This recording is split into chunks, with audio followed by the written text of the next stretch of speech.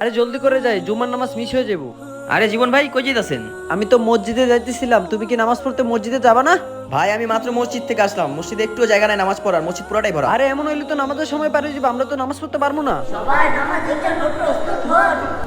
ভাই ইমাম সাহেবের আওয়াজ এ পর্যন্ত আসতেছে, চলো আমরা এখানে নামাজ পড়ি। আরে দাঁড়াও, এখানে কি করতেছো তোমরা? ভাই মসজিদে জায়গা নাই তো ভাবলাম ইমাম সাহেবের আওয়াজ দিতে আসতেছে, এখানে নামাজটা পড়ে নেই।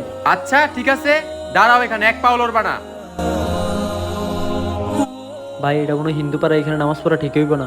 আমি ওয়েট করতেছি, তাড়াতাড়ি আয়। ভাই ভাই চলো আমরা এখান থেকে চলে যাই। এই দাঁড়াও। ভাই ভাই ভাই আমাদের কিছু করে না, আমরা এখান থেকে চলে যেতেছি। ভাই এই এলাকাটা নোংরা, আর আমি চাই না জুম্মা দিন আপনি নামাজ পড়ে কাপড়টা নোংরা করেন। এই জন্য আপনাদের জন্য আমি চাই নামাজ নিয়ে আসছি।